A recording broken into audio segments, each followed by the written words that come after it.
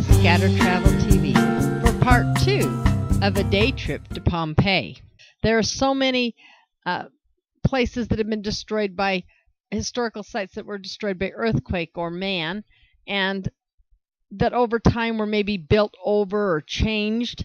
Here in Pompeii, it is a moment out of time, just caught and sealed in that time period. So you're seeing it exactly as it was then. There is a food court there so that you can get things to eat. They had, again, that marvelous Italian pizza. And you need to have a little break before you go on your way looking at all the things again. This is a really nice place that has lots of chairs and tables. It's air conditioned, and this is also where you will find the restrooms. This is a nice place to visit at least once while you're there. Just to highlight, I really thought that what I call the fast food area was really cool, the buffet. It just seemed all so modern with the cutout for, whatever kind of container that they would have in there. Maybe they could heat it underneath. Looks like kind of went out of like a modern day outdoor grill, outdoor kitchen. It's just I just thought it really was awesome. I loved the baths. I thought that they were, again, one of the highlights, especially to stand in the room and watch the light just streaming down. Doesn't it just remind you of something like Raiders of the Lost Ark? That's what it reminds me of. If you go to the far edge of Rhodes, you will see the ocean. You can look out over the ocean. I can't remember who it was, but it's really this neat archway that still stands way tall. Like I said, it's a moment out of time. You go there and you can almost feel the life of the people that were there. So go visit Pompeii. It is large. We were able to do it in a day because we kind of laid out where we would go in the different areas as we went, and had a guide, and basically they just covered it really quickly. So it would be a place, if you're into history and really into the ruins, that you could spend more than one day. But it makes a great day trip in Italy as well, and that's how we did it, was a day trip. If I was going to do longer than a day, I probably would have gone up to Mount Vesuvius, because they do have tours from there, right from Pompeii, that then go up to Mount Vesuvius. My thoughts went to the people that were here at the time that these ruts were worn into the road and into rock until they were actually pathways down the roads. The roads were narrow, so they would go just about the same place each time. But as I thought about those people, I wondered what it would have been like on that day when there was earthquakes and the sky would have been darkened with ash, and you wouldn't be able to see anything. It would have been dark. It would have been hot. It would have been scary. It's amazing that we have a record of what happened. There was someone who saw it and recorded it. There was someone then later on who came and, through pilfering and trying to get artifacts that would give them money, basically robbing the area, they then were able to find this and start the excavation process. Now, there is only about 3/4 of it that has been excavated, and they'll slowly do it, I would think, but for the time being, they're working on just preserving what they have uncovered and studying the lives of the people and how it was, because most places, like I said at the beginning, aren't this well preserved, and it was because of the ash that fell and then the lava, and being able to have those pockets afterwards where the bodies had decayed and things had decayed, so that they could then fill them with plaster. And now they have made it like a mold, and so then they could have these figures to study. I was, again, saddened but impressed by watching the people's reaction as this would have happened to them. It's almost as good as watching a movie, and it gives you that same heartbeat and feeling for the people that must have been there, and hoping that it never happens again. There are several areas where there are some temples. There is the temple to Apollo.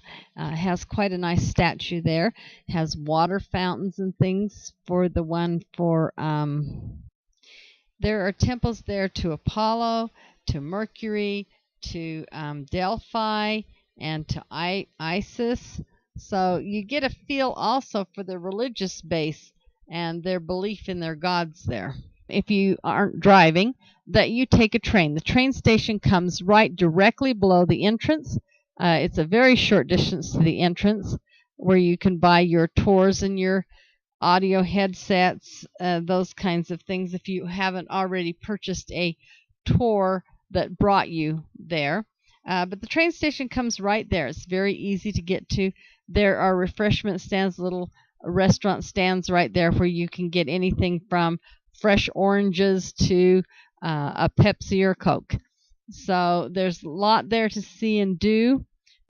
This fine fellow was a great musician. He gave us a little serenade at the train station. What's better than a serenade in Italy?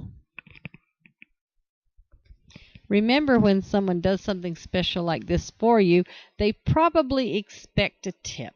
That's the whole purpose, is to earn some money. So it's a good idea to carry some small currency with you, like €1 or $1, so that you can tip people and help them along their way without spending a lot of money. One of the things we did was a new experience. When we got to the train station, we'd been walking around. We wanted to go to the restroom, so we looked around, had a hard time finding it. Finally, we found this door because it had the picture like it should be a restroom, but it looked really weird. Well, they have these full-service restrooms. I kid you not, full service. Don't go in with anything you might want to set down, though. I'll show you why. You pay your money, and the door opens, and you go in, and it has a floor that looks kind of like a conveyor belt. And there's just kind of this round thing, kind of a seat thing on the toilet, and you are timed. So, when you put your money in, don't dawdle all day. Get in there and do your business and then get out. But it is all wet inside there, because what it does is that when you leave and the door shuts, it totally sanitizes itself. So you don't want to sit things on the floor when you go into the restroom there, because they'll probably get wet. If you're going to ride trains, you have to learn to use the ticket machines. You buy most of your train tickets at the ticket machine. They do have an option for English or many other languages.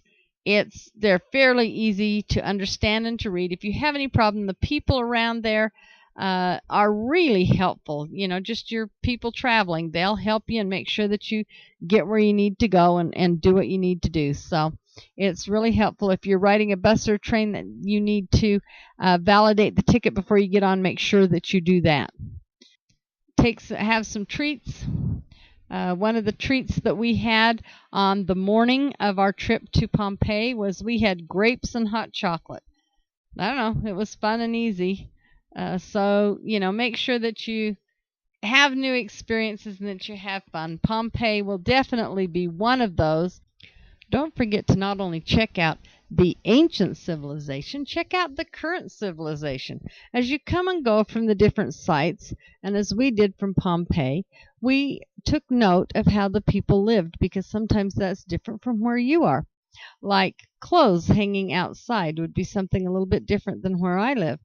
A laundry machine out on a deck, high-rise buildings, all those things that might be different from an area that you live in are also interesting when you're on a vacation. I hope you enjoyed this. I hope that you will go and see some of the places around the world that come from way so far back in time that it's just almost unbelievable that people could live with this level of architecture and grandeur. I would say Pompeii was a place of grandeur. Thanks for joining me today. For more shows, for booking trips to these fabulous places, you could go to my website at www